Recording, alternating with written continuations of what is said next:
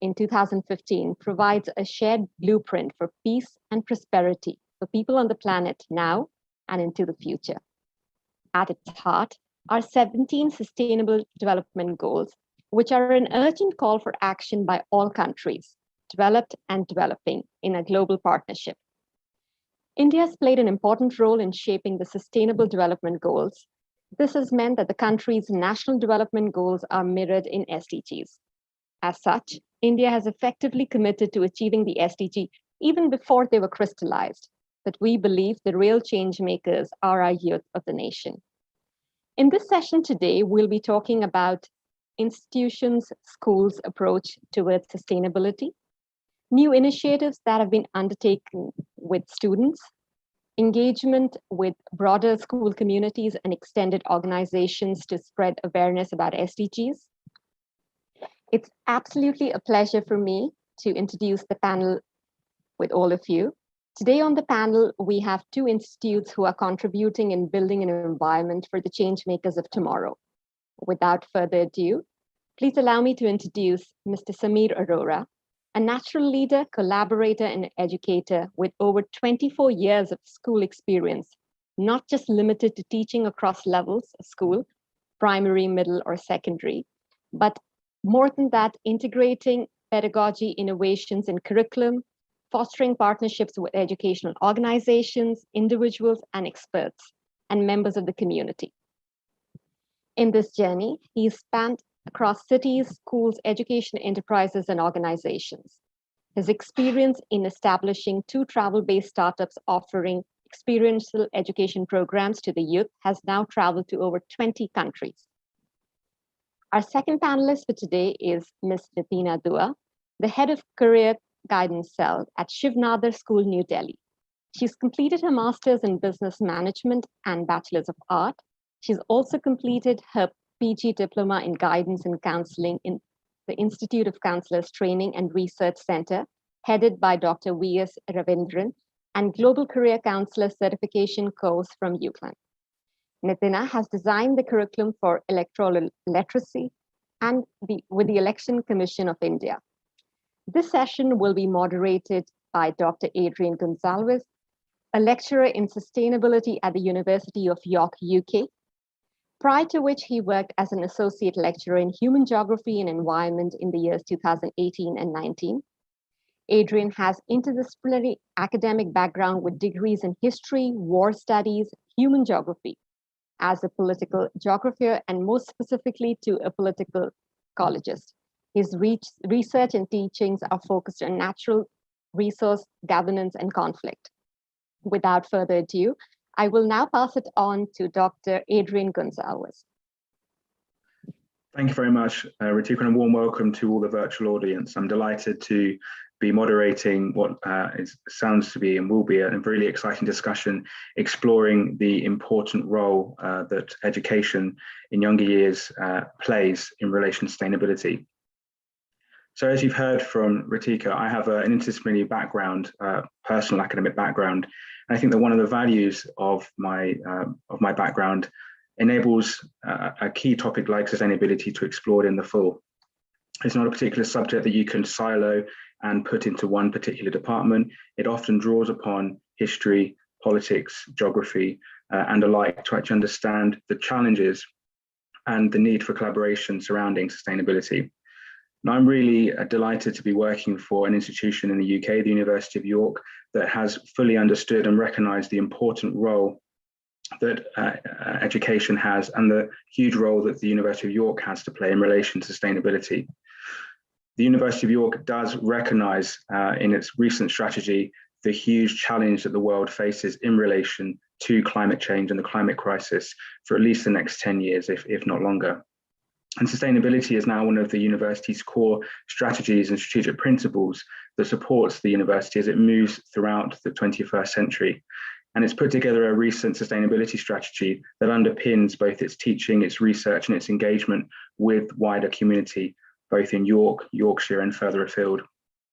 Now, this new plan, this new sustainability action plan, will target specific areas where the university can deliver on its biggest and most significant impacts. It will set ambitious goals across the institution, both within my department, the Department of Environment and Geography, but also further afield in departments such as business, politics, and history. And it will continue to build the strategic plan on the already excellent research, teaching, and business innovation the university has striven to do since its foundation in the 1960s. A large range of stakeholders have been involved in the creation of this sustainability strategic plan, highlighting the need when we do talk about sustainability and the importance of education in involving different forms of stakeholder, not just students, not just academics, and not just practitioners, but people from the community, students themselves as well, from outside of the academic university education, as well as other stakeholders as well. This strategic plan has been mirrored and is founded upon the Sustainable Development Goals, as Rikitika highlighted, a really important international policy that's driving forward innovation and sustainability in both politics, business, and education. Now, the University of York's already in a really strong position to actually continue to enhance sustainability practices across its teaching, learning, and research. And just several of the ways in which that's occurring are already apparent. For example, the university has already disinvested fully 100% from fossil fuels and is now solely reliant on the use of renewable energy. It's generated over 26,000 kilowatts of solar energy a year through 80 solar panels stored across the university campus. In relation to reusability, it's removed over 72,300 single-use cups for coffees and teas, and instead focusing staff and students on the use of reusable coffee cups in its campus facilities. It's also a Green Flag Campus, an award that's been established at the university won in 2003, which is the UK national benchmark for publicly accessible parks and green spaces. In terms of on-campus energy, it's generating heat and electricity on campus through renewable energy, all from the national grid, with surplus taken back into the national grid system. And crucially as well, York University is situated in a very small city in the north of England. And as a result, moving around the city on cycling is fairly easy. And it's won a gold award for its cycle-friendly campus and integration into the wider cycle network in York. Aside from some of those really exciting moves forward on sustainability, the university is pushing and considering ways in which it can embed sustainability into its teaching. And I'm excited to be leading a new program at the university's recently launched in partnership with Maastricht University in the Netherlands. And this degree, which I'll talk about a little later, Sustainable Business, Leadership, Innovation and Management, is a really practically applied course that enables students to work in partnership with businesses, helping them solve specific sustainability challenges. And it's one of the ways that the university is seeking to ensure that students of the future have the necessary knowledge, skills, and capabilities to enter the world of work and instill those sustainability practices. But I'm also equally really aware that I'm dealing with students that want towards the latter end of their journey. It's crucial that students at a younger age have the necessary values and ethos surrounding sustainability, what it actually means and what it's underpinned by. So I'm really delighted to hear from our two colleagues today on the important role that early years, secondary and high school education surrounding sustainability can play in ensuring that students of the future have the necessary values to actually go out into the wider community in the world of work to enact the necessary change. So enough from me and the brief introduction into York. I'm delighted to now hand over to Samir, who will talk about his educational initiatives surrounding sustainability before we hear from Natia. Samir, over to you. Thank you.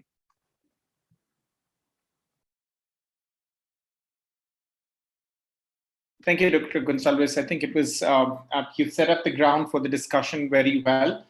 And understanding the incremental changes you've been able to do on your campus, it's very heartwarming to know that higher education is looking at not just talking about sustainability and offering courses, but actually practicing. So I think what I'm going to talk to today is from my own personal experience, my own life. I and my partner, we try to live in high sustainability consciousness. And I think in that context, in school also, we as an institution believe that we can play a very important role. So I think before I take you forward, I just wanted you to have sort of an understanding of what is the school's mission. As an international school, we basically want to encourage our young learners to develop skills, knowledge, and values, and of course, dispositions and attitude that will enable them to evolve into successful leaders who impact meaningful change in global society. So I think that's the core of what we intend to do through everything what we teach and deliver as a part of curriculum in every action on campus. So I think why mission is required. That's one question. A lot of time, it ends up becoming a statement which is on the website, which is not very frequently visited and talked about. I think one important part for legacy is that as an institution and a community, we believe we are a community. We are not an education institution in a very conventional sense, which believes that we have knowledge to disseminate to the society and children and parents. I think we're a community of learners who strongly believe the foundation of the society lies in the understanding and action of upholding its constitutional values, the constitutional value of justice, equality, liberty, and fraternity. So that's one thing we strongly believe in as an institution. And we also believe that everyone has the right to equal opportunity to grow and develop. And I think the framework of UN SDGs has made it easy for us to work at range of discrimination and inequalities, address these through our beliefs, values, and actions. So I think that's something sort of gives you a semblance of what through mission we try to do and what mission helps us to look at as our practices. And I think as a school, and not just legacy, I think all schools are a community of learners, and we identify with that. And I think as a responsible community, our aim should be to develop students and all other stakeholders, not just students. It's an education for teachers, it's an education for the neighborhood it lives in, it's for the education for parent community engages with. Of course, partnership with different organizations, schools requires expertise of partners from diverse fields. So all of these are stakeholders become a member of the community, and we aim to develop everyone the values and the motivation to take action for sustainable development, not just in their personal lives, but within the community they live in, also at a global scale now and in future. So I think every member of the community, whether that's a parent, teacher, a neighbor, or any partner organization, we try to influence their life choices through constant engagement in issues around sustainability. I think this is a framework I've taken from sustainability education in Australia. And I think it recognizes the first part is participation. I think one thing we constantly want to ask ourselves is, do we engage in a dialogue, and do we enable student or stakeholder participation in conversations around SDGs? So that's very, very important. So you create a rubric, the first thing you see, how many times do you talk about sustainable development goals, and how does it impact your school community? So that's very, very important, because only through participation you can see collective shift towards environmentally, if I can say, sustainably consciousness and society. And the second thing, are you bringing enough opportunities through education in students thinking critically, finding solutions of the problems they see around, and reflecting upon these experiences can come back with an action plan. I'll talk about it more when I present the framework we use, but that's very, very important to look at. Are there enough opportunities for students to think critically about the problems they see in their neighborhood, in their community, at the local and national and global level, and can they reflect upon it? Are there enough opportunities there? I think one very, very important point is about systems thinking. I think it's important to enable everyone in the community to understand connections between environmental, economic, social, and political systems. I think environmental impact cannot be talked about in isolation, or sustainable development goals cannot be talked about in isolation. From young age, have you brought it in a systems thinking, saying that we are going to look at economic, social, and political systems also in addition to environmental systems? And how does the interplay impact the environment or sustainability, or in the life choices we make? All of this is leading, basically, if you're not able to impact or initiate a change and transformation in the way we behave, in the way we live, in the way we carry out our conversations, I think a lot of this is just, I don't want to be a judge here or claim to be anything, but I think important is a lot of school level, we just end up delivering it as curriculum. But you have to see and measure an impact of every action or every conversation you're having. Is it leading to a transformation as a system as a whole, and is it leading to an individual change? So that's a very important conversation we need to continue to have. Have you built in partnerships? There are so many expert organizations which can scaffold you, helping you address each UN SDG.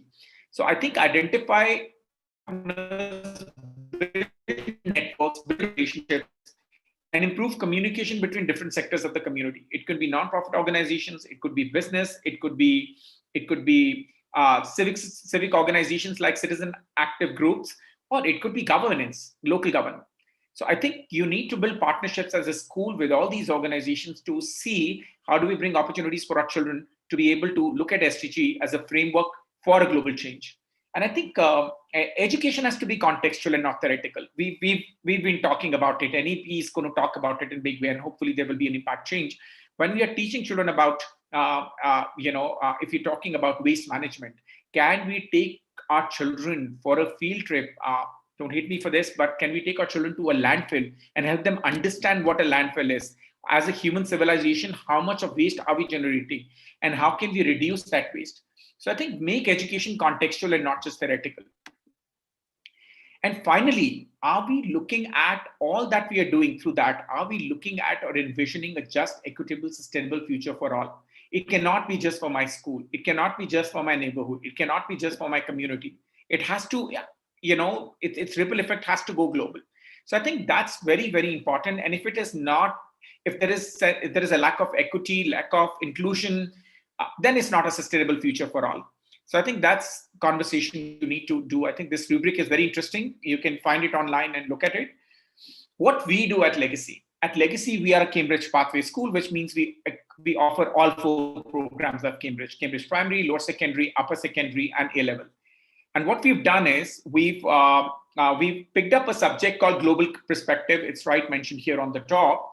It's a very unique and transformational program that allows our learners to develop transferable skills such as critical thinking and problem solving. So every single child on Legacy campus, from even Montessori, because we are a Montessori school at heart, from the age 2.5, starts talking about UN Sustainable Development Goals.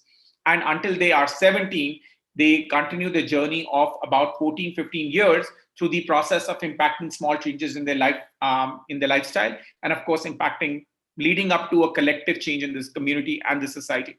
So I think that's what we've done. What we've done is we've picked up the United Sustainable Development Goals framework. If these are the 17 SDGs by the UN to be achieved by 2030, I think Ritika has given a brief introduction of that. So what we try to do is we try to enable students at a micro level to take individual action, and our school community at a macro level to be able to take an action and contribute meaningfully. Each class will be working on one SDG over a period of time, during a term, during a period of a year, and understand deeply and engaging with that issue or sustainable development goal. And unless they have an action plan or a service learning project, they sort of continue to engage with it and build a deeper understanding and reflect upon it. I'll tell you basically what we've done is we've adapted and aligned all UN SDGs with Global Perspective program. There are 3 components we talk about. One is the content. It's the curriculum and it is contextual. When we pick up the framework, where children can have first-hand experience of whether that's pollution or that's gender equity or that's about sustainable practices or bare necessity living or zero waste living. We pick up the content, which is contextual. The second is the children work through the year, and of course, content leads to a written examination. It leads to writing their individual reports and team reports. That is a second part, very, very important point. Whatever project they continue to do, there is a component of team reflection and individual reflection. And finally, each child at Legacy from age 2.5 years up till 17 continues to do a service learning project. So it becomes a part of the school's DNA right now. So every single child is engaged in a service learning project. Now, while Global Perspective is a subject, there is always a fear of it end up becoming a subject. And that's why what we've done is we've integrated SDGs, which has allowed us to incorporate SDGs across curriculum priority. Whether you're doing math, science, English, language, every single teacher, one or the other time during the course of the year and during the course of the term would talk about one or the other UN SDG which you may be engaging with. So keep that in mind.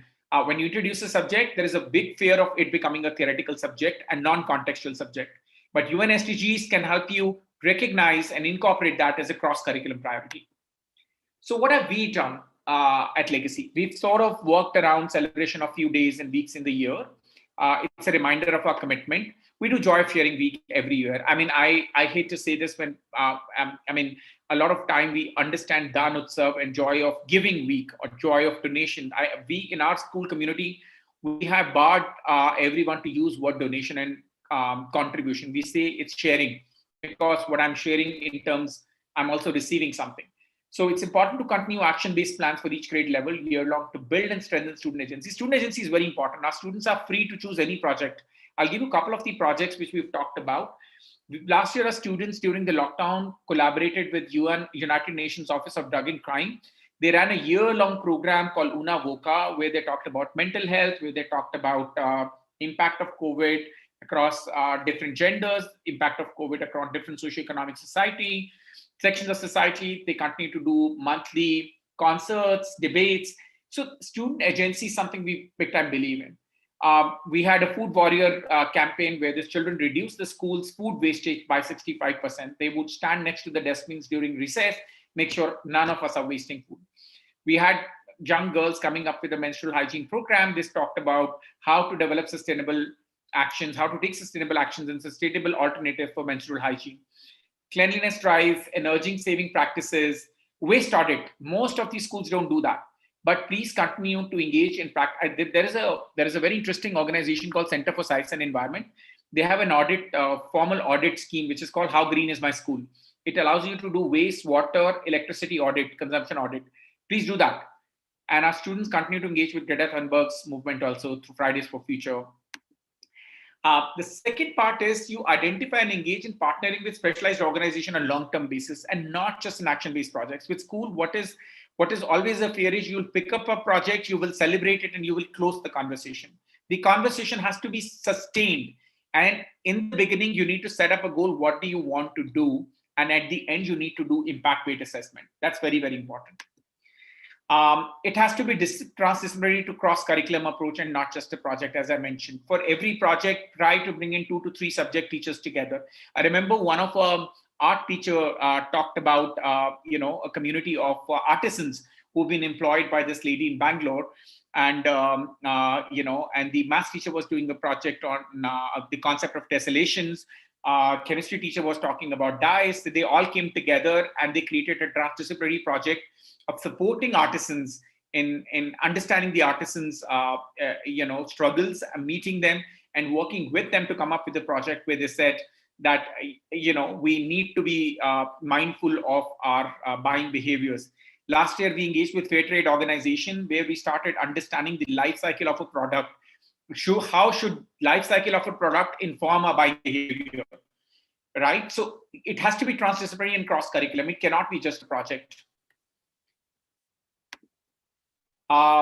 Building parent agency and partnerships by engaging them in the dialogue. A lot of my parents, I know Nitana is going to talk about it also, we've engaged parents big time in community projects.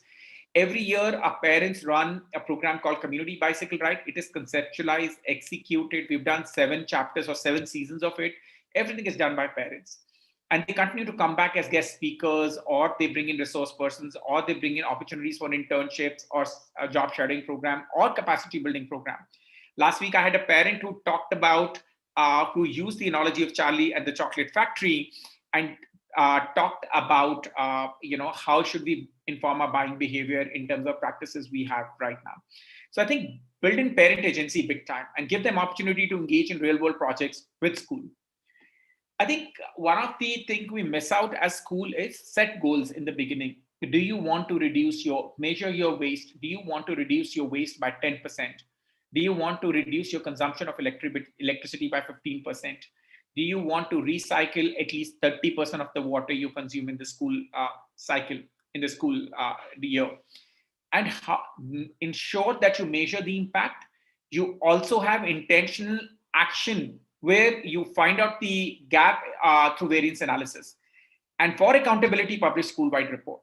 And that's very, very important, because if your actions are not informed by goals, it's basically, again, non-contextual theoretical work which we are doing.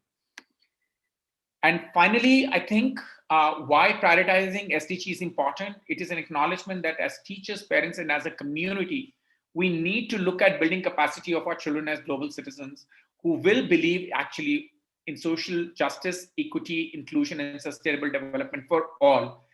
And also, I think as a community, we strongly identify that future of every single student in every single classroom. I mean, I think the example of living in Delhi is good enough, where we said that every single child's lung is impacted by the kind of air they're breathing in. It's like smoking 20 cigarettes a day. So I think that's a strong reason enough for teachers in school to start the journey towards contributing to SDGs. And thank you so much. I'm happy to take any questions at the end of this presentation. Hopefully you found some of the frameworks and some of the suggestions valid and valuable for you.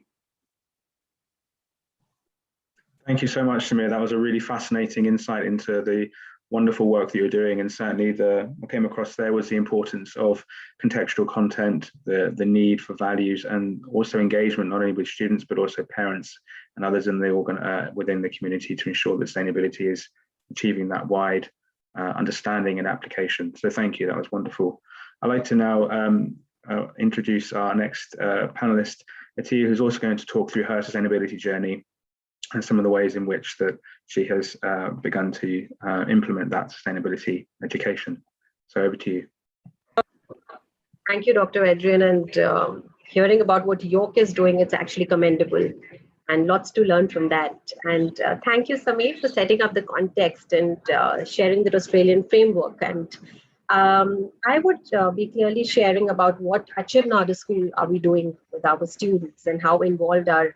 And I completely agree to what Samir said, and I'll take it from there that, we always look ourselves as community of learners. And I feel no student can be raised individually. It is until, you have the parent, the school, as well as the child completely. And the student always has to be the center of everything that you engage in. And that's what the focal point is. I would be sharing my screen and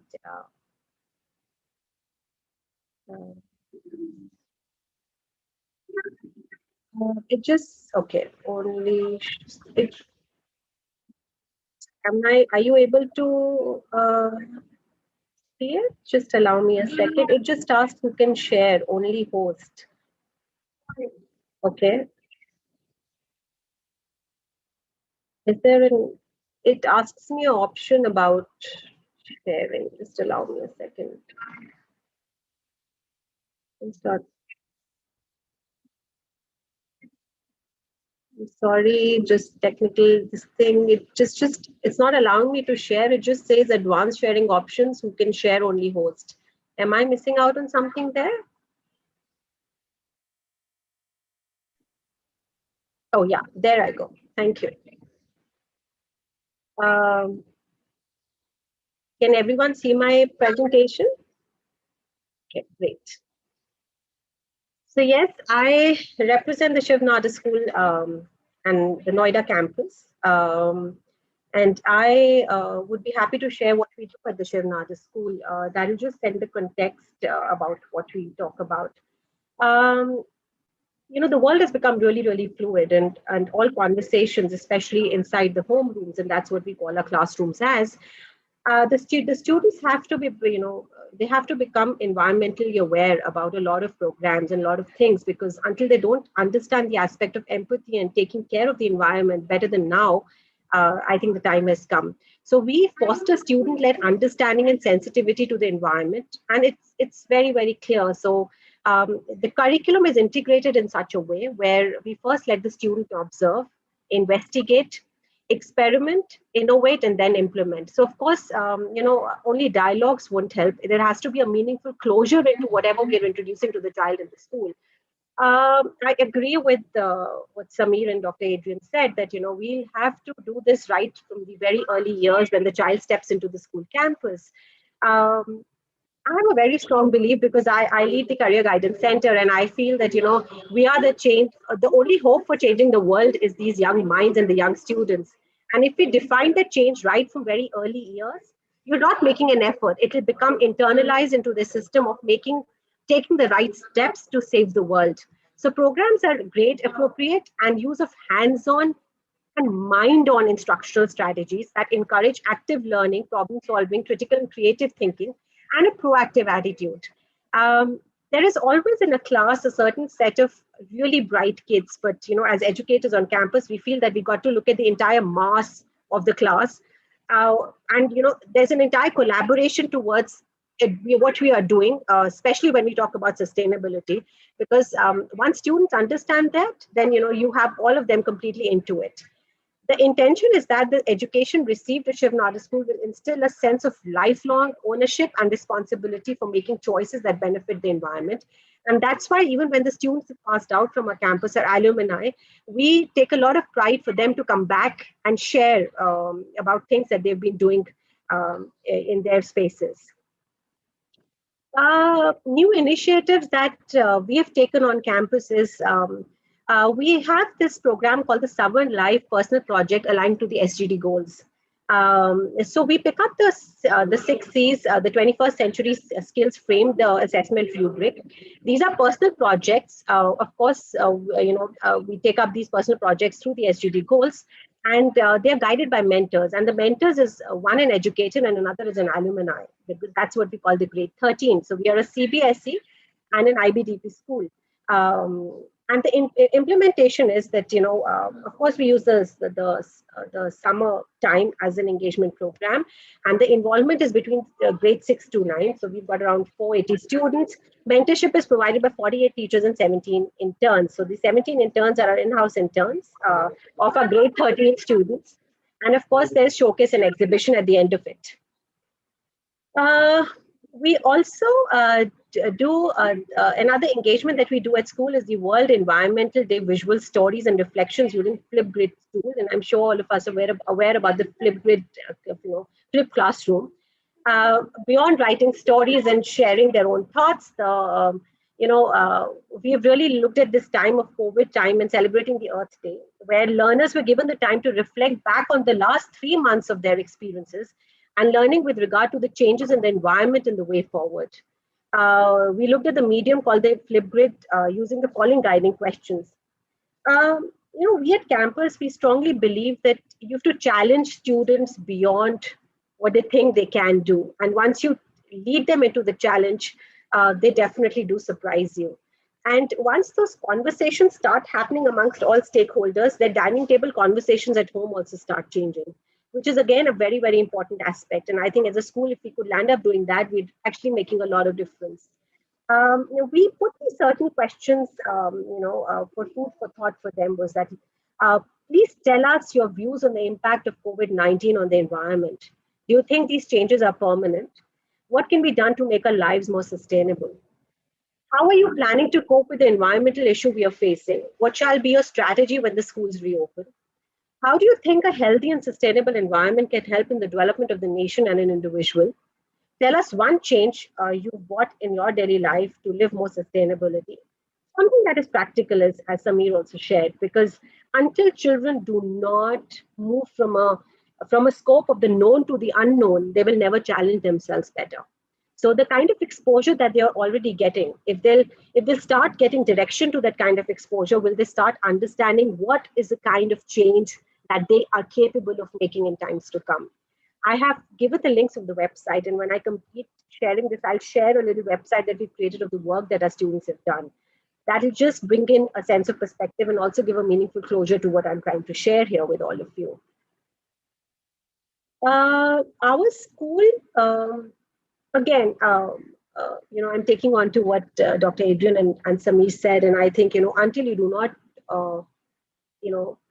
sign up with agencies or external agencies outside, which are really doing some meaningful work and bring in context and relevance, because the world has become fluid and children need to understand issues globally and have context to what they're talking about beyond what their own country or state or government is talking about. So we've also tied up with agencies to bring in that meaningful perspective. So we are a part of the Climate Action Project, where global event involving more than 25 lakh participants across 130 countries, in collaboration with WWF, UN, and NASA, supported by the government of 15 countries and covered by media across 45 countries, including BBC, CNN, and National Geographic. Now, what did the project really aim?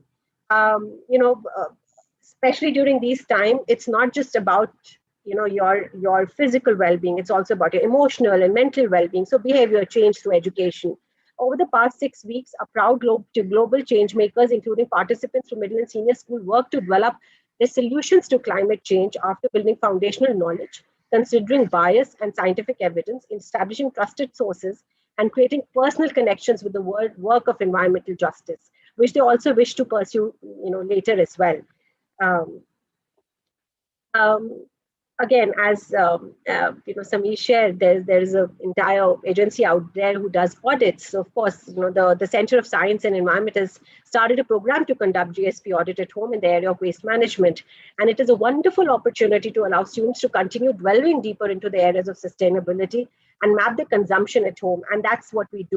So we send in a questionnaire to the students, where students currently, because they're at home, they take 2 or 3 days to fill this questionnaire, where they see what kind of a food waste is happening in their home, and how they can look at recycling it, so that in years to come they can actually think about completely zero waste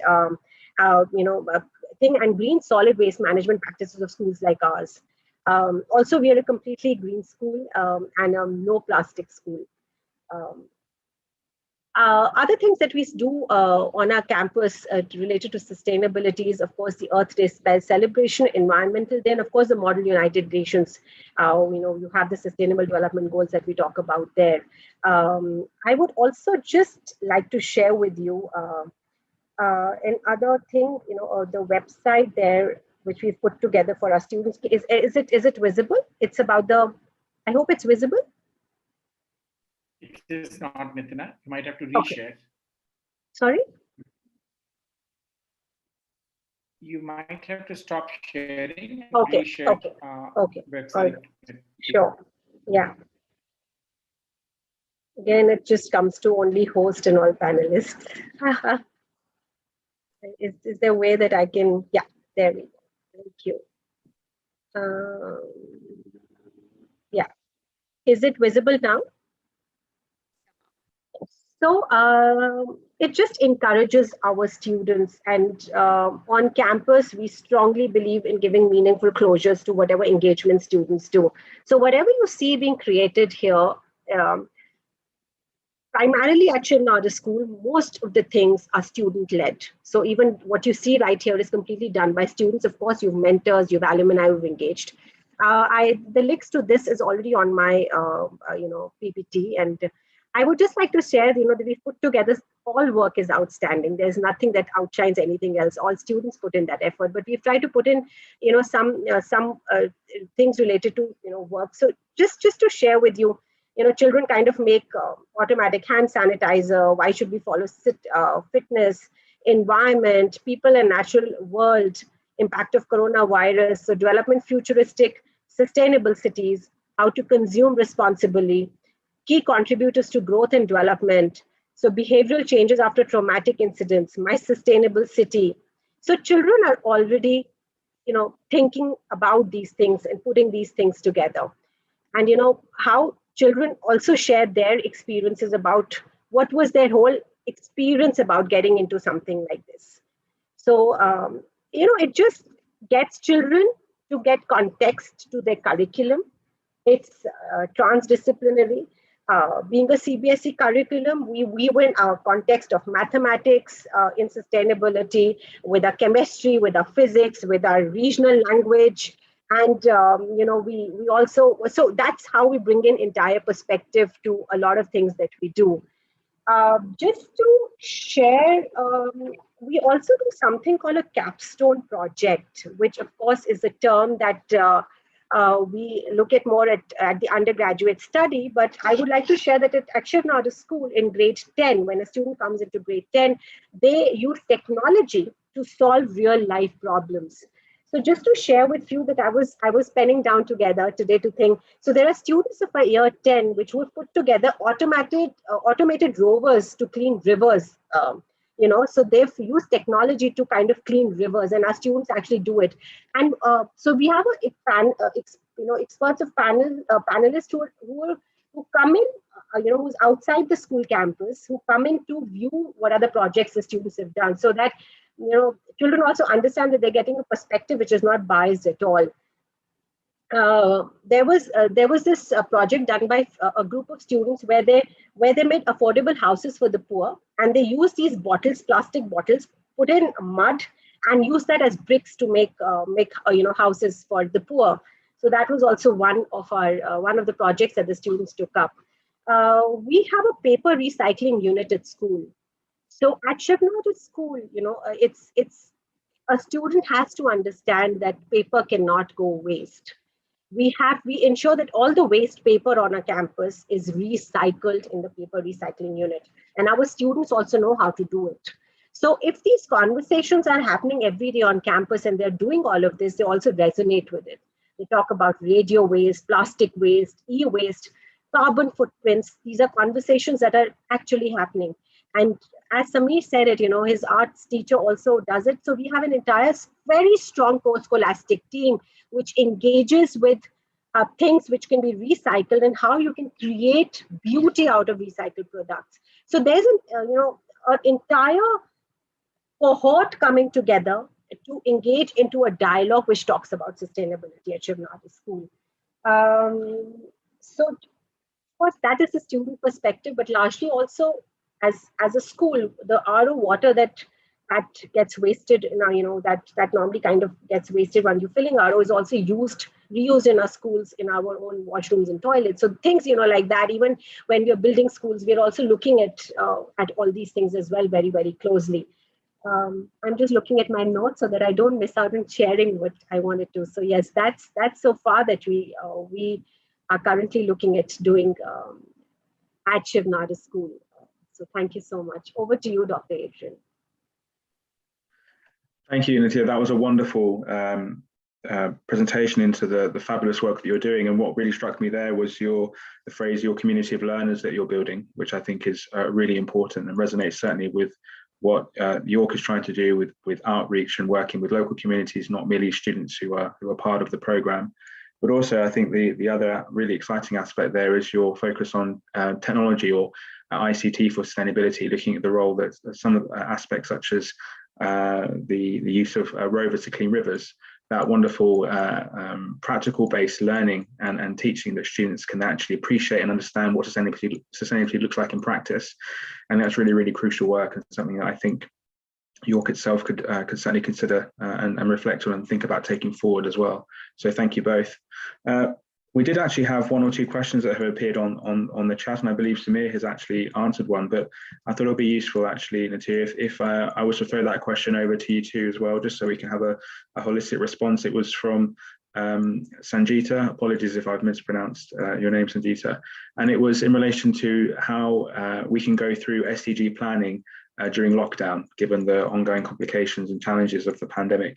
Do you have any particular thoughts, Nitya, on what we can do to plan for SDGs during this particular global pandemic? So in my presentation, I already shared what we're specifically doing during COVID is when we're actually really putting a lot of emphasis on environment, and we're using technology again as one of the tools, especially through the Flipgrid tool, wherein we give topics to the students and they record their videos in not more than 3 minutes about how they are looking at a change that they have made in their lives, especially during the times of COVID, to save the environment. Because right now, environment is in deep crisis. Along with that, another very important aspect that we are really, really looking at is our mental and emotional well-being. So how children are coping up with that during this pandemic is another thing that we are very strongly. And we're engaging across community of learners, where we are also having our parents get involved in this, as well as, of course, our alumni is very, very strong, who we are engaging with, even having conversations, because I've realized that with students, you break barrier when you connect a student with a student. So that barrier breaks immediately. And that is what is one of the things that we really, really take a lot of pride in. Another thing that we're doing is, of course, the waste management questionnaire. Of course, we make it really interesting, and we have a strong connect about the mentor-mentee program in our school. So for every program, we have a student mentor and a teacher mentor. So the student mentor establishes a connect with the mentees, And they explain the entire program about this waste management, send in a questionnaire, and then we're giving them really real life examples that you're at your home. Now you've got to analyze what food is being cooked. Is this food wasted? How much of food is wasted? Analyze it over the week. Have that conversation with your parents and see what you could do to stop wasting that food. So we're just trying to do things where students, what they're studying in curriculum is of course there, but practically what they're experiencing currently, how are we connecting that to real life learning is what we're definitely right now focusing on. I hope I'm able to answer your question and give you some inputs and points on that. No, thank you, Nita. That's a wonderful response, and I hope that provides a response there. Thank you. I mean, just to alert to the various audience members, please now feel free to add any questions onto the Q&A panel. We'll pick those up. But I did have a particular question that certainly struck me, Samira, here in relation to your discussions. I think you really bring home the importance of community networks, partnerships, as you said, Nitya, the important role that alumni play. And that's positive engagement, quite clearly. But conversely, there's also going to be occasions where you may have some resistance from the community or from parents, for example. Do you have any particular reflections or tips on how you navigate that resistance to the sustainability curriculum and what you're teaching the students and the wider community? Have you learned any ways or tricks, so to speak, about how you navigate that potentially quite contentious path about dealing with resistance? Sure, happy to do this. And I think it's a part of the planning process. You need to sort of, just like in design thinking, you empathize with the problem, you empathize with the parent community. What could be their possible challenges? How can you identify with these challenges? And before those challenges come to you, how do you build up in your processes to address those? For example, Nitina right now mentioned that, SDG, Sangeeta has also asked, how do we do SDG during pandemic? Right? Of course, you can't expect children to go and teach in a community. Of course, you can't expect children to sort of expose themselves to risks which are not required for. So how do you kind of navigate those challenges while designing the process or while designing the curriculum? This is important to know. And of course, safety and security of our student is our topmost priority. We address that even before parents ask. And we also engage parent in the planning process. Every internship we do, every field trip we do, that's now it's field trips have also become virtual. We've done virtual field trips to address sustainable development goals as well. We encourage partnership with parents. Our field trips are accompanied by 1 or 2 parents, so they understand and go through the entire process as teachers what we do. So they also understand the relevance of it. So far, we've never experienced the challenges. But having said that, I think if you sort of have a parent agency while you're designing that process, that can to a great extent address it. Nitin, I'm happy to sort of hear from you. Yeah, I absolutely, I echo every word that Samir said. Another point that we really look and given a lot of importance is our orientation sessions for anything that we do. And when I talk about orientation sessions, when we are looking at, orienting a nursery parent onto our campus, we're talking about the backward integration of the exit of the child from school. So we are actually talking about integrating it so beautifully so that the connect immediately happens. And, you always look at the like-minded parent community, for a school like ours, which is a niche school, to say that, yes, you understand what we are trying to do and how we are trying to do it. And once you establish that relationship with the parent community, they are, completely in sync with you and would want to collaborate a lot more, want to invest that time. And of course, we invite our parents on board for every engagement that we do. May that be our internship or, field trips are not possible, but doing field trips earlier, our parents go on to visit, in fact, each of these trips with us to understand the purpose of why we are doing it. What is the outcome of why we are doing it? Is it a short-term goal or a long-term goal? And what do we want our children to understand out of why we are engaging? So though that's very clearly identified and defined. Thank you. Sangeeta, just to share with you, I think if I may just share this thing with you. This whole project is born out of being at home not being able to go out. I've put in the link in the website. This whole project is being sort of designed and curated by children during lockdown. So it's a lockdown baby.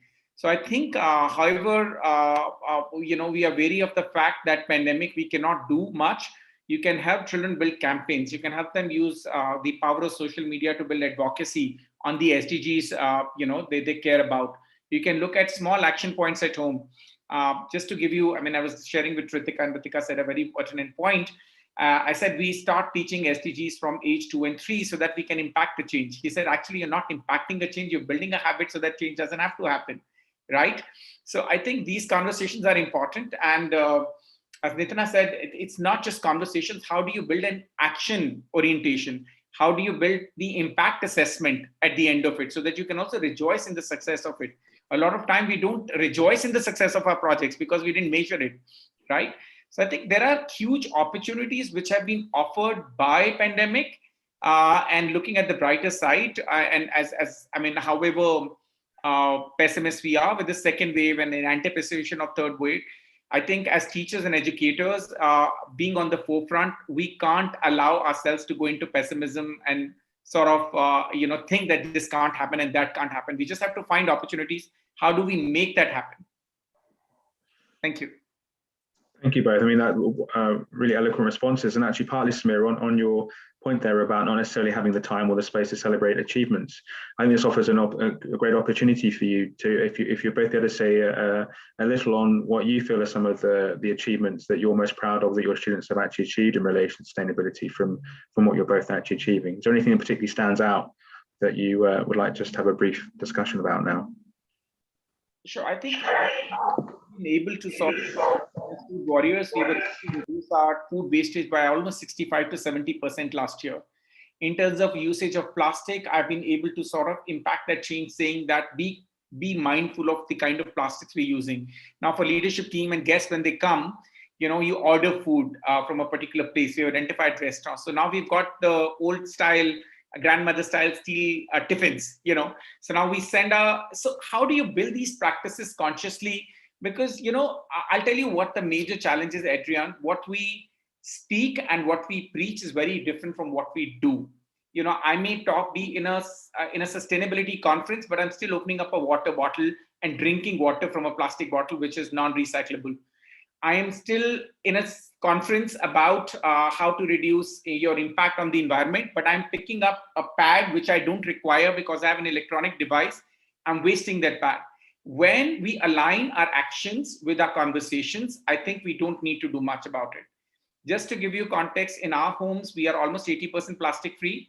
We don't use any chemical-based toilet cleaners, shampoos, hand washes. We use, there's a great organization called Better India, which supplies refurbishable cleaners. We, at least I do one cook meal a day because I want to reduce my impact on the environment. It might sound very silly, but only when you small actions become cumulative comes an impact. So how are you having these conversations? A grade 2 child can simply, it's very, very simple.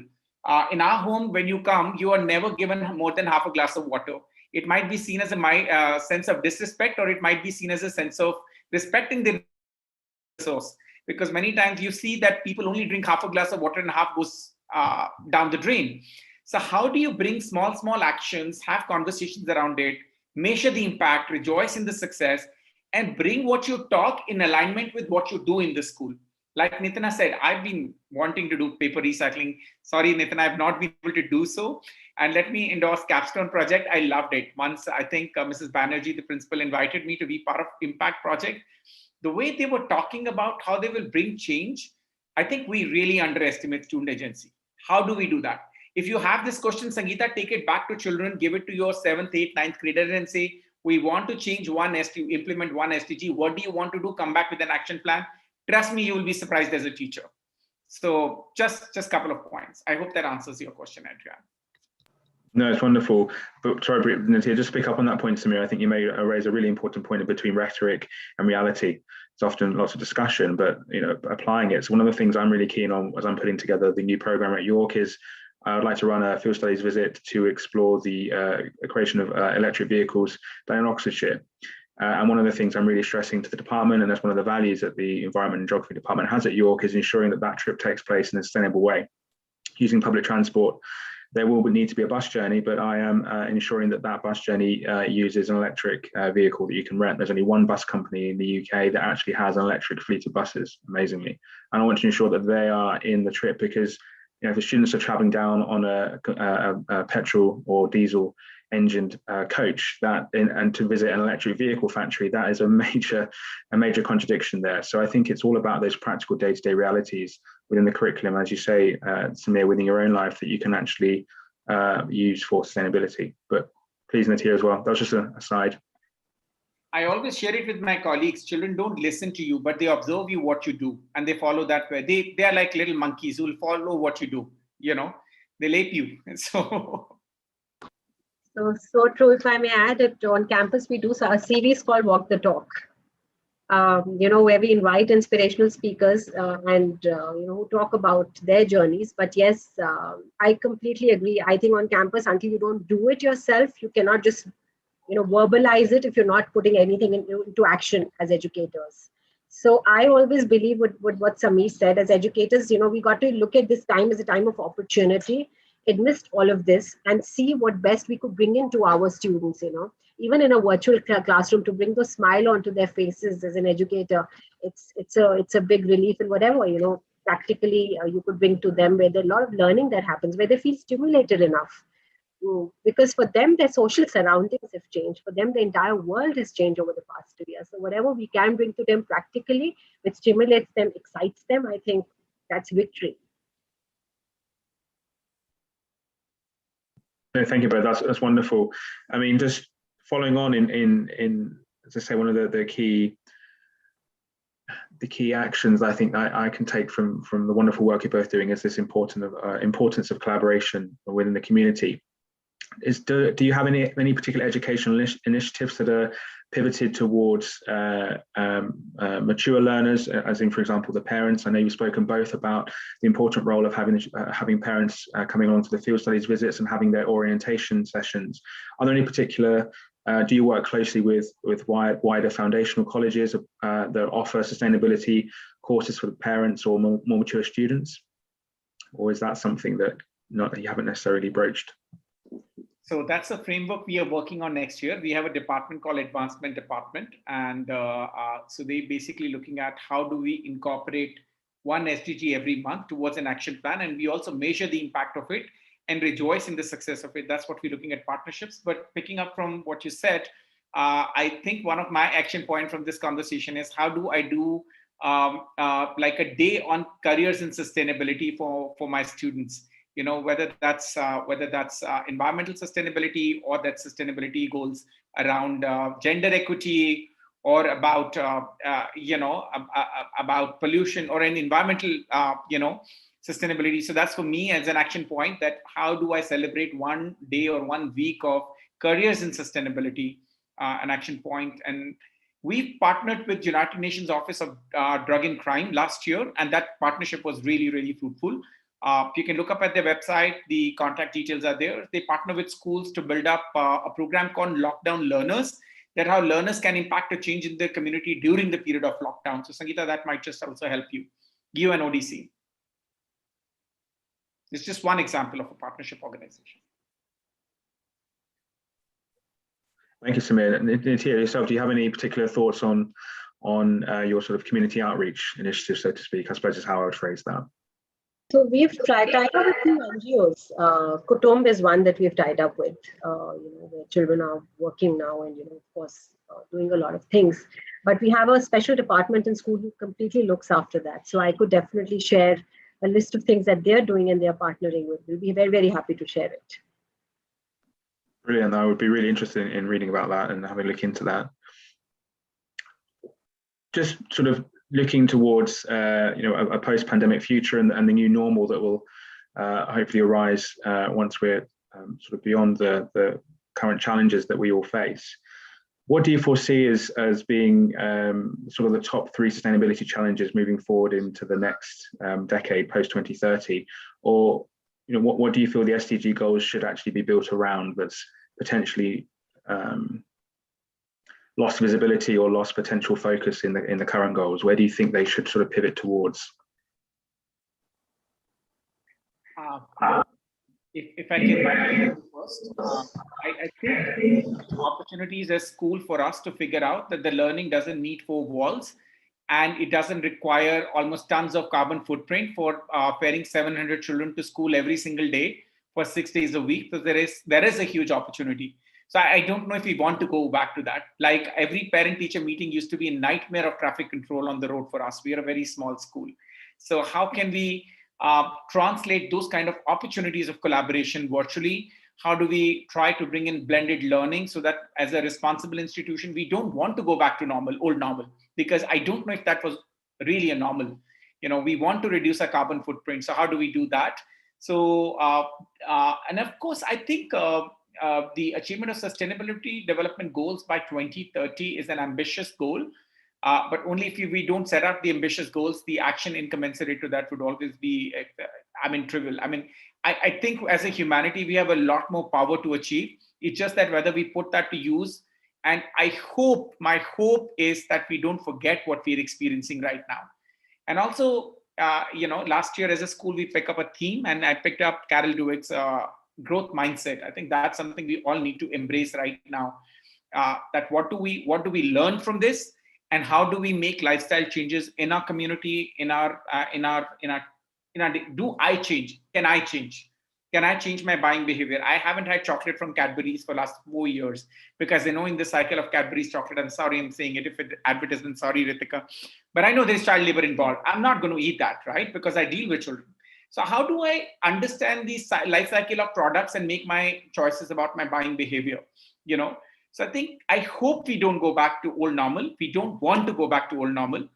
And I was listening to a spiritual talk on mindfulness, and they said probably we are underestimating what children are learning through this process, right? I think this is one of the most resilient generation. We are also mindful of the challenges which will come back. I think coexistence and collaboration could become challenging in a physical space. All of us are used to our own space and our room, which is 10 by 12 feet. Right, from an initial space of few inches. So I think to bring children back together, there could be some struggle for us. Mental health is going to be a big talk right now. So how do we build? How do we preemptively build mechanisms to address and sort of build systems around mental health within an educational institution and society? I hope we prioritize it, and I really, really hope we don't go back to old normal, because old was not normal. Thank you. That was really excellent. Tia, please, please feel free. I completely agree with Sameer here. We should look at not going back to a new normal. If we as a school function 5 days a week, we could very well do it by 2 days in a week. And, the number of buses that every day in and out commuting, wasting, petrol, all of that. I think, of course, that's a brilliant idea.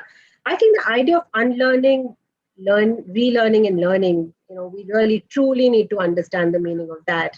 And coping mechanisms in any context, of course, is going to be very, very important. I largely look from a world of careers when I talk about with my students. So are we preparing our students for a gig economy? How are we breaking barriers of that conventional careers that they think about, to see that, all right, this is what we've experienced now, and I hope our memory isn't short-lived. Are we looking at what we need to be, looking at in times to come? We want to make a shift of 7 careers, not just 7 jobs. So what skills are we talking about? Are we really ideating those skills, transferable skills? So I think, yes, a lot is set to change, but as educators, how mindful are we to onboard these changes so that our children do not take it as an aversion, but embrace it with grace? I think that's the beauty of the entire thing. And certainly, as you say, an opportunity to reflect on the values that were sometimes lacking, or not necessarily in the wider society's consciousness about slave trade, as you say, Sameer, and other issues. Thank you both. I believe we're roughly towards just running slightly over on time. So I'd like to take this opportunity to thank you both for your really eloquent, fascinating discussions. I certainly feel like I've learned a lot, and it's certainly given me plenty of food for thought going forward as I put together my courses. So I thank you both personally, and I think the audience has really enjoyed hearing from both of you about your experiences. So thank you very much, both of you. Thank you. I think I know we're over time, but I'll just take the next 60 seconds, not only to thank all of you, Samir and Nadina and Dr. Gonzalez. I have learned, I have valued the session more than I'd anticipated, because it's got me to just sit back for the last 50 odd minutes and just think about critical thinking of what is beyond just doing those kind of projects and those initiatives. It's just that change in terms of lifestyle and changes your habits. And there is so many things that I could think of when I was listening to all of you, that for a few seconds I just reflected and said, I wish I was born about 2 decades later. And I don't say that very often, but I would have probably been a different person. So taking that in cue, I think there is a lot to do individually, not just professionally, not just for the community, not just for society, but looking at what value addition I can do for myself and those around, which hopefully will impact. It was engaging, it was delightful, it was a learning experience. Very, very grateful for your time. And I know the audience have loved the session as much. We will go ahead and request for your presentation so that we can share it with the ones who have attended and those who had registered and for some reason were unable to attend, because we're in such a dynamic world.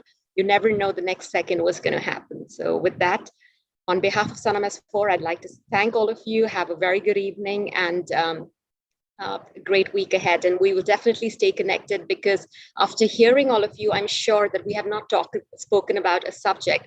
We've spoken about something which is close to our heart. So our paths will definitely cross again. Take care and goodbye.